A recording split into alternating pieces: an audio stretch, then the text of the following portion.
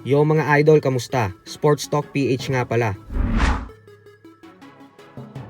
Ang banta kay Canelo, pag-usapan natin yan mga idol. Ngunit bago ang lahat ay huwag kakalimutang mag-subscribe at i-click ang notification bell button for more sports talk.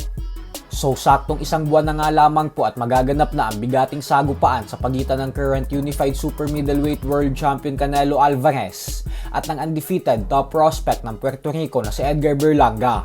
At bagamat nga po halos walang naniniwala na mananalo si Berlanga sa bakbakan na ito, gawa ng kumbinsido ang karamihan na kahit isa siyang knockout artist ay masyado pa siyang hilaw para kay Canelo, ay hindi nga po nasisindak si Berlanga dito.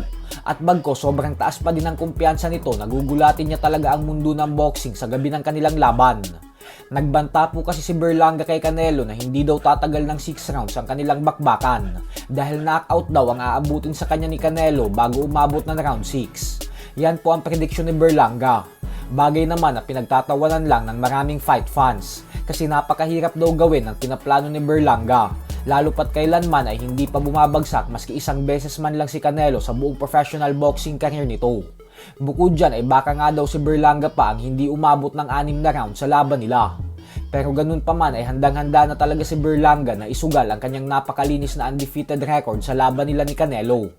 Pero naniniwala ito na mananatili pa din siyang isang undefeated fighter pagkatapos ng kanilang bakbakan. Habang ang Golden Boy promoter Oscar De La Hoya naman ay hindi natutuwa na pinili ni Canelo na labanan si Berlanga. Paliwanag ni De La Hoya na hindi daw karapat-dapat si Berlanga mabigyan ng isang mega fight kontra kay Canelo kasi wala pa naman daw itong napapatunayan sa sports ng boxing. Dapat umano ay si current WBC interim light heavyweight champion David Benavidez ang harapin ni Canelo. Subalit depensa naman ni Berlanga na wala naman daw kasing pera kay Benavidez dahil wala naman daw itong mga tagahanga. Hindi umano katulad sa kanya na bagamat hindi pa daw siya isang ganap na world champion, pero sikat na umano siya at isa na siyang superstar. Dahilan kung bakit kaya niya umanong magpa-sold out ng venue, kaya naman nararapat lang daw na siya ang pinili ni Canelo.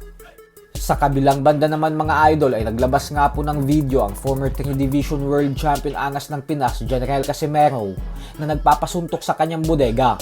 Ito po ay upang ipakita sa former 2-time world title challenger Vincent Astrolabio na hindi siya nasasaktan at tumitiklop sa isang simpleng body shot lang.